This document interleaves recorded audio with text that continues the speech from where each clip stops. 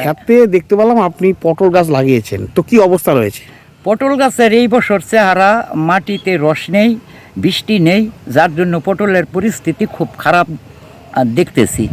এখন সামনের দিনে যদি বৃষ্টি হয় একটু আশা করতে পারি, যেহেতু জাংলাটা আমরা সম্পূর্ণ কমপ্লিট করেছি এবং পটল গাছ উঠেছে, জাংলায় উঠেছে এবং এক দুইটা ফলনও ধরেছে, কিন্তু খরার জন্য আমাদের সম্পূর্ণ ফসল নষ্ট হয়ে যাচ্ছে। এখন নদীর থেকে যেটা মেশিনে জল দিচ্ছি সেই জল কোনো কাজে লাগছে না, যার জন্য আমাদের এই বর্ষালি ফসলের মধ্যে আমরা দেখতে পারছি যে মাঘ ফাল্গুন মাসে, চৈত্র মাসে যেই ফসলটা আমরা করতাম ওইটা খরার ফসল, কিন্তু এখন দেখি সেই মাঘ ফাল্গুন মাস থেকে চৈত্র, এই বৈশাখ জ্যৈষ্ঠী মাস সেই খরাজান চলছে। এইভাবে হইলে তো আমরা সবজিতে পুরা মাইর খেয়ে যাব এবং মার্কেটে আমরা চলতে পারবো না, কেননা আমাদের এইটাই অভ্যাস। আমরা দীর্ঘদিন এই পটল, বেগুন, মরিচ, আলু, কফি এইসব করে আমাদের জীবন নির্বাহ করা হয়। তবে যাই হোক, তবে আশাবাদী, আকাশ অনেক মেঘ করে কিন্তু বৃষ্টি হচ্ছে না। আচ্ছা, গতবার এমন সময় কেমন ফসল কি উঠেছিল? এই সময়ে বৈশাখ মাসে গত বছর আমরা 80 কেজি, 85 কেজি করে, 90 কেজি করে পটল উঠাইতাম এই সপ্তাহে দুইবার, বুধবার এবং শনিবার, মাঝখানে মঙ্গলবারও আমরা এই ফসলটা তুলতে পারতাম, কিন্তু সেই জায়গায় এখনও আমরা বউনি করতে পারছি না। গাছে যদিও এক দুইটা ফল নেমে থাকে, তবে রসের অভাবে ফলটা নষ্ট হয়ে যাচ্ছে এবং গাছ হলদা কালার হয়ে আসছে। তাও আমরা আশা করি যে এখনও যদি বৃষ্টি হয় তাহলে আমরা সেটুক এই ঘাটতিটা পূরণ করে নিতে পারবো, এইটাই আশাবাদী। আচ্ছা, কত বিঘা জমি আপনি পটল চাষ করেছেন? আপনারা দেখেছেন যে এইখানকার লোকজনও দেখছে যে 2 বিঘার উপরে পটল আমার আছে। তো আমি এই 2 বিঘা পটলের মধ্যে আমার বর্তমান 60,000 টাকার মতো খরচও হয়েছে, সম্পূর্ণ কামলা এবং বাঁশ, সুতলি, সম্পূর্ণ খেট্টের দিয়া আমার 60,000 টাকা খরচ হয়েছে। তো আশা করি যে 60,000 টাকা খরচ হলে এরকম 60,000 টাকা আমাদের বিক্রি হয়, তাই চলতে কোনো অসুবিধা হয় না।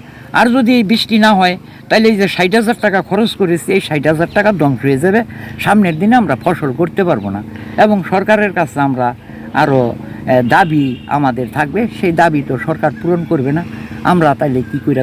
শ্রীমা ক্লিনিক ও দিনহাটা হেলথ কেয়ার সেন্টারে রোগী দেখছেন প্রখ্যাত চিকিৎসক ডক্টর উজ্জ্বল আচার্য, এক্স সিনিয়র হাউস সার্জন, স্ত্রী ও প্রসূতি রোগ মেডিকেল অফিসার, দিনহাটা মহকুমা হাসপাতাল। এছাড়া এখানে একই চাঁদের তলায় রয়েছে আল্ট্রাসোনোগ্রাফি, ফিজিওথেরাপি, ল্যাবরেটরি, ওষুধের দোকান, ডিজিটাল ইসিজি ও বন্ধ্যাত্ব রোগীদের পরামর্শ শিবির। নাম লেখাতে যোগাযোগ করুন 7076464165 এবং 9647600660। শ্রীমা ক্লিনিক ও Dinhata health care centre, Dinhata.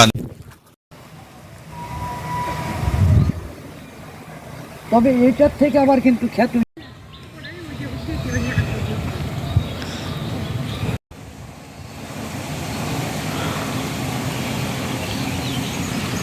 এইসব কাজগুলো, তো এখন আমাদের ওই ব্যবসাটা চলে না।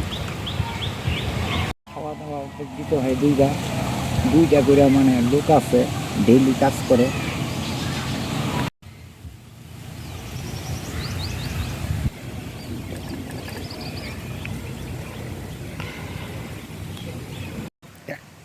গাছ উঠে নাই। হ্যাঁ,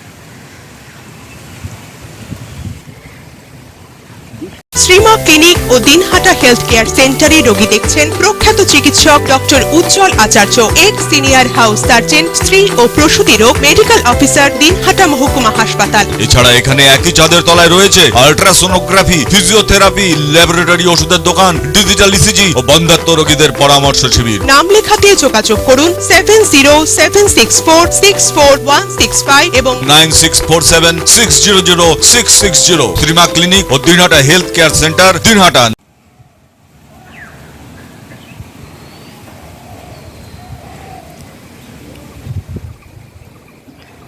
এর মধ্যে পাইকার রেই নিতেছে। না না না, কালকে আমার সঙ্গে কথা হলো একজনের, 1,20,000।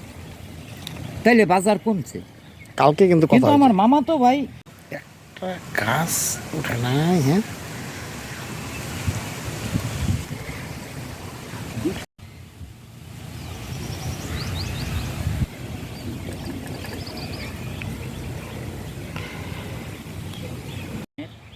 তো এখন আমাদের ওই ব্যবসাটা চলে না। খাওয়া দাওয়া দিতে হয় দুইটা করে মানে লোক আছে ডেইলি কাজ করে।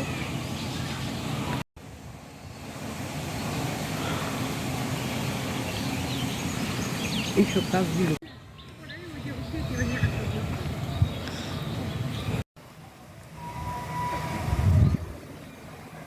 তবে এটার থেকে আবার কিন্তু খ্যাতি শ্রীমা ক্লিনিক ও দিনহাটা হেলথ কেয়ার সেন্টারে রোগী দেখছেন প্রখ্যাত চিকিৎসক ডক্টর উজ্জ্বল আচার্য, এক্স সিনিয়র হাউস সার্জন, স্ত্রী ও প্রসূতি রোগ মেডিকেল অফিসার, দিনহাটা মহকুমা হাসপাতাল। এছাড়া এখানে একই ছাদের তলায় রয়েছে আল্ট্রাসোনোগ্রাফি, ফিজিওথেরাপি, ল্যাবরেটরি ওষুধের দোকান, ডিজিটাল ইসিজি ও বন্ধ্যাত্ব রোগীদের পরামর্শ শিবির। নাম লেখাতে যোগাযোগ করুন 7076464165 এবং 9647600660। শ্রীমা ক্লিনিক ও Dinhata health care centre, Dinhata.